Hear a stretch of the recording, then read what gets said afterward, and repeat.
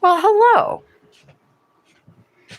Boy, do I have a story for you guys. We'll wait for a couple more to see if they actually come in. Hello, hello.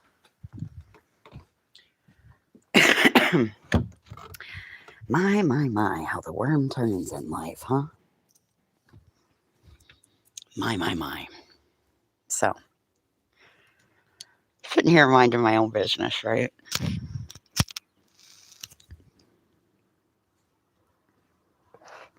Watching the new uh, False Prophet, Follow Me, Trust Me, False Prophet docuseries on Netflix, minding my own business, right? Just sitting in my chair with my heating pad on my back and it's minding my own business. And all of a sudden, my phone chimes. Bloop, bloop. And I look at it and it's from somebody I haven't heard from in a really long time. It's my old neighbor from across the street. And it's a Cowboy State Daily article. And it's an article out of Bighorn County, the county I grew up in. And then I read and I see the name. You know, over the years, I've talked to you guys about how I grew up in a small town and I went to school with the same 40 kids from kindergarten to 12th grade, right? And my school bully married the other school bully. So the two bullies married each other. Well, here I am getting ready to turn 50 in about a week. Next Saturday I turn 50. Well, schoolyard bully turned 50 in the fall. If I do remember, she was born in October of 75. Anyway, schoolyard bully, she's currently facing 40 years in prison and $40,000 in fines. Since 2015, she has been taking money from her parents, and her parents turned her in. She has taken approximately $165,000 from her parents, who are vulnerable, elderly, and I knew it. I fucking knew it the entire time, right? Like all my life, I've known that she was a shit person, but she would always be able to pull it off. Well, this time, bitch couldn't pull it off. And she is facing 40 years in prison. And I couldn't be fucking happier. She better hope I never find her mugshot because I will put it on a coffee mug and take it to the local diner. And I will send one to her parents with her mugshot on it. It says world's best daughter. Yeah, I will. Because I know where her parents live. Same house that she grew up in, right around the corner from the house I grew up in. Huh. Imagine that.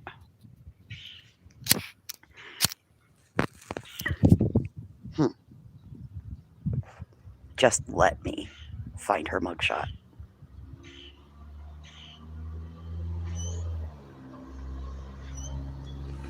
So, you too can pull up the Cowboy State Daily and read the story posted by Greg Johnson, or maybe it was Andrew Rossi, but Greg Johnson is the court coverage.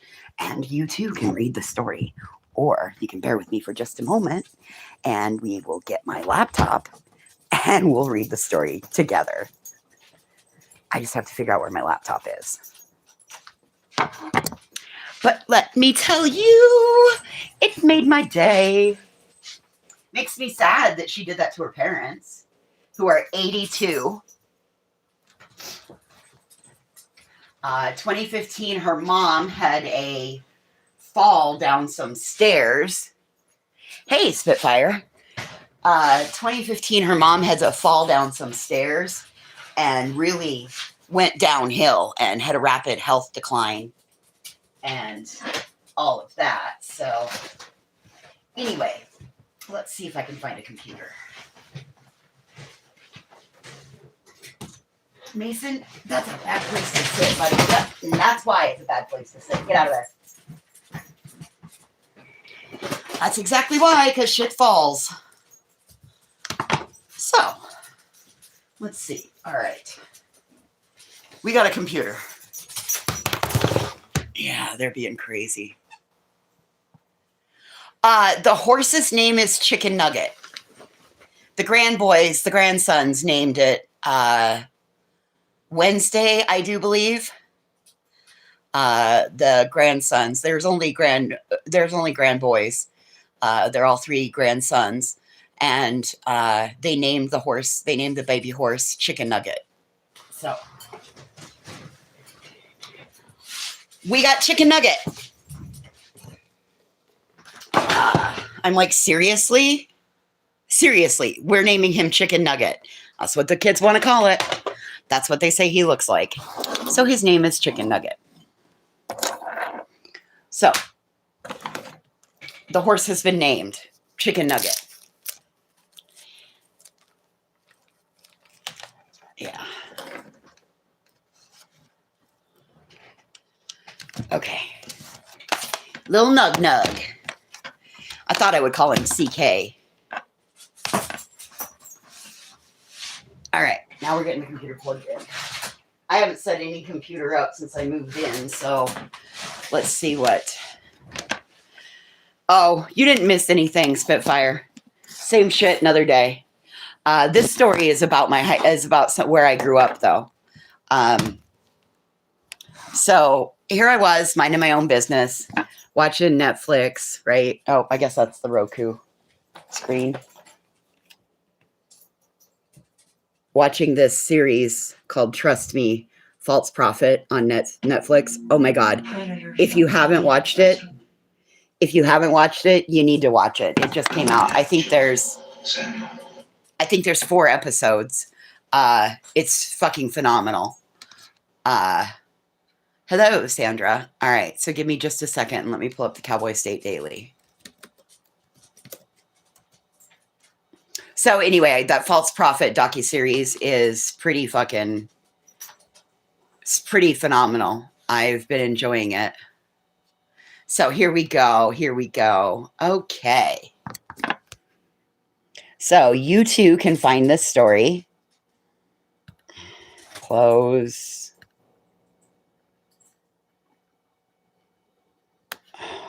I do too. I love the FLDS stuff. Oh my God. My computer is so slow. Here we go. Okay. So, crime in courts, Bighorn County. Grable woman charged with stealing $155,000 from elderly parents. A Grable woman made her first court appearance Friday, accused of stealing about $155,000 from her parents over 10 years and could get up to 40 years in prison. Authorities say she paid back $62,000 and she feels that's fair. Okay.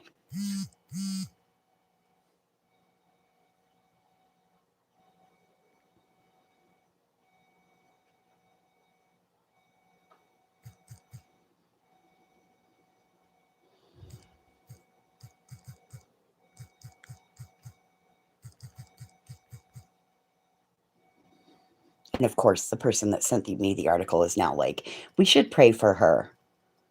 This might be the rock bottom that finally makes her learn. I'm like, all right, fine, I'll consider it. A Grable woman accused of stealing more than $150,000 from her parents could get up to 40 years in prison if convicted on 4 felony charges related to the allegations. Samantha Cook. She was Samantha Hoffland, but now she's Samantha Cook. Samantha Cook, born in 1975, made her first court appearance Friday after her Wednesday arrest on 2 charges each of exploitation of vulnerable adult and theft, according to the documents filed in Bighorn County Circuit Court.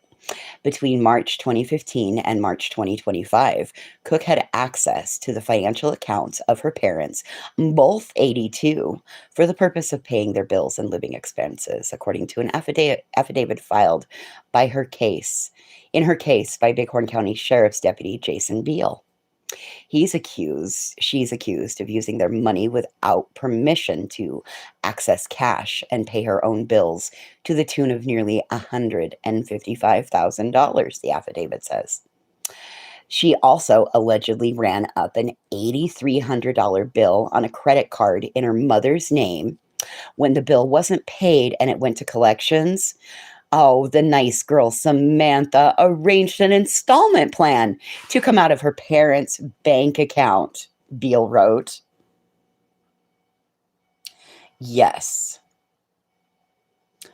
Over the years, she paid back nearly 62,000, showing her parents are still owed more than 101,000. The affidavit says.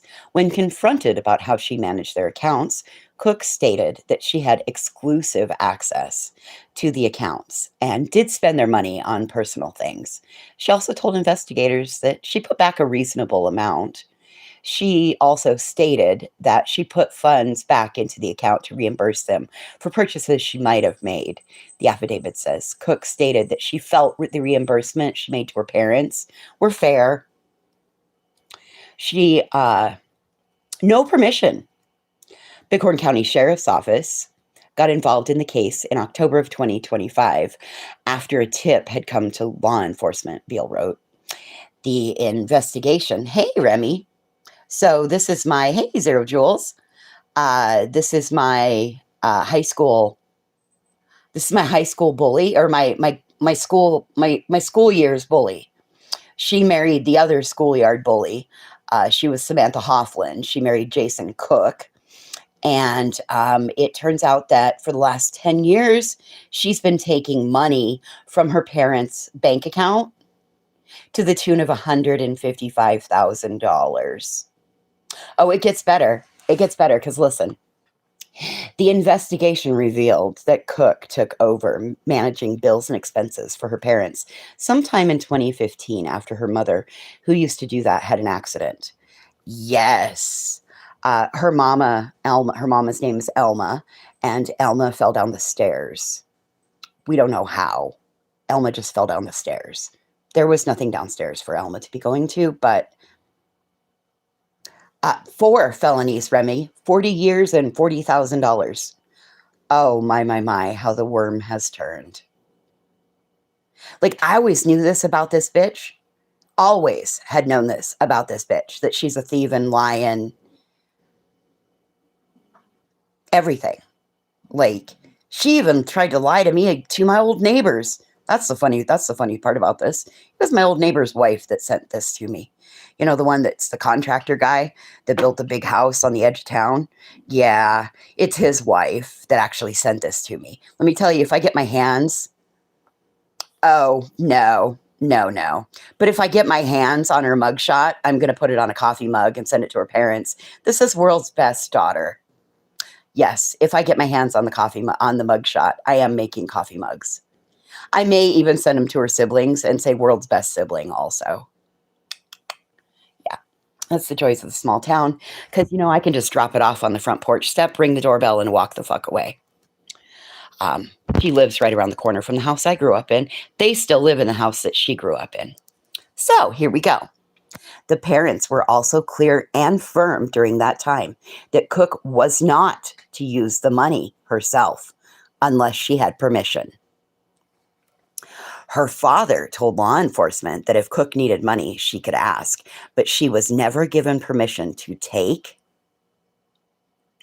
or use any of their resources without permission. Oh, Zen, yes, I will. You have no idea. Nope, laundry was on the first floor. It was moved when we were 10, that laundry was moved to the first floor. So there's that. But yes, I will, Zen. You have no idea. This is somebody who tortured me daily for 12 years of my life.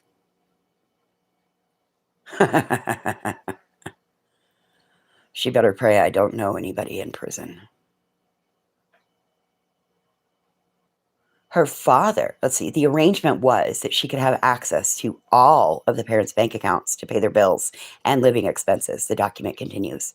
If Cook needed money for herself, the parents would try and work something out to assist her.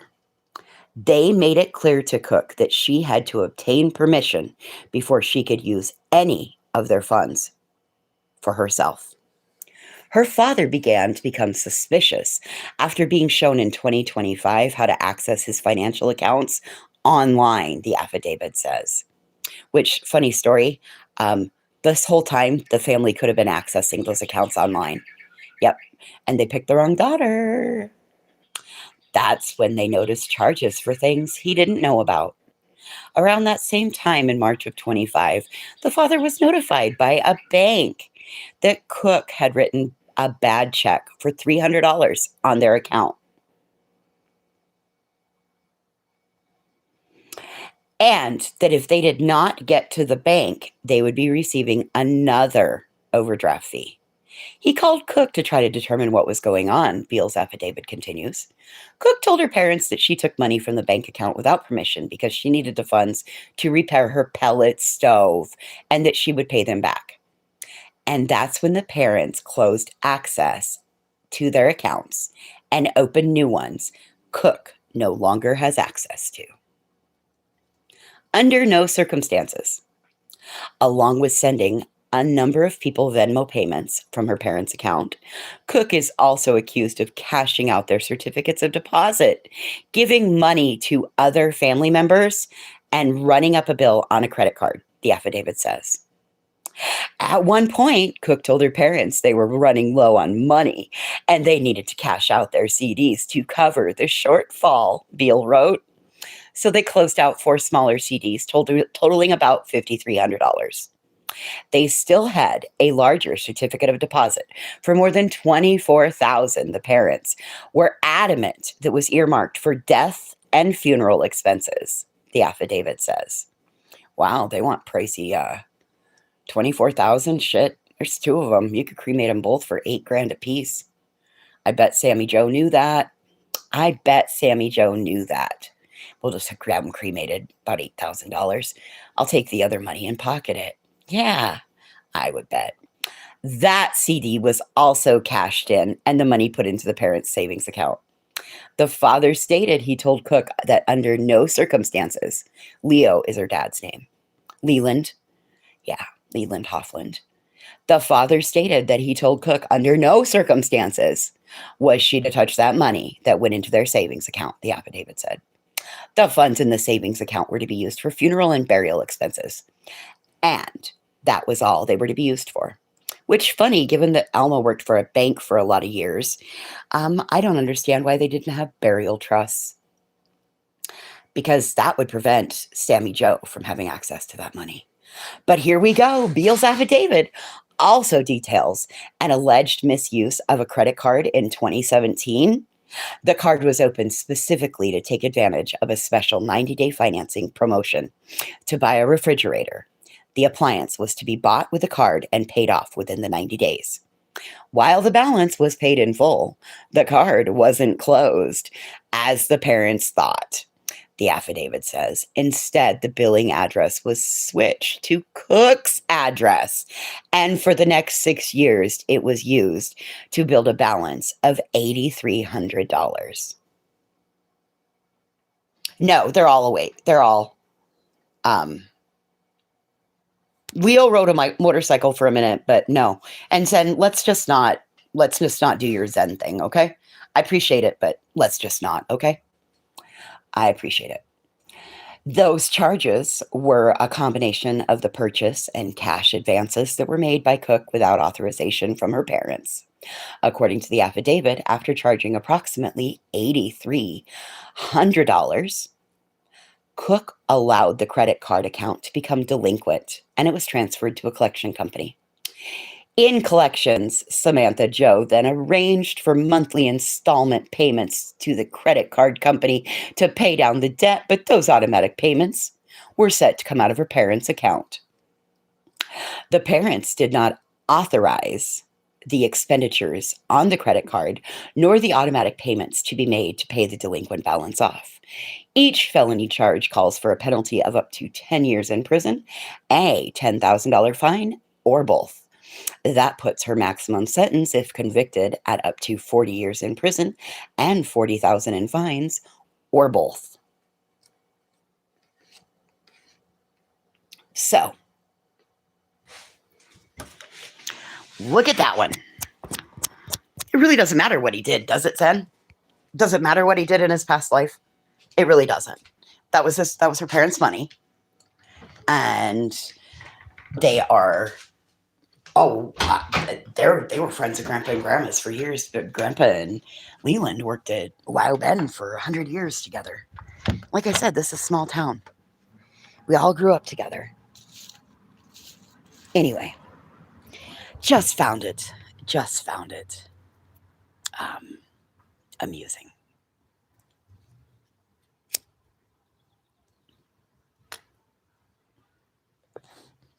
Just found it terribly amusing. I hope at minimum she has to do 7 years.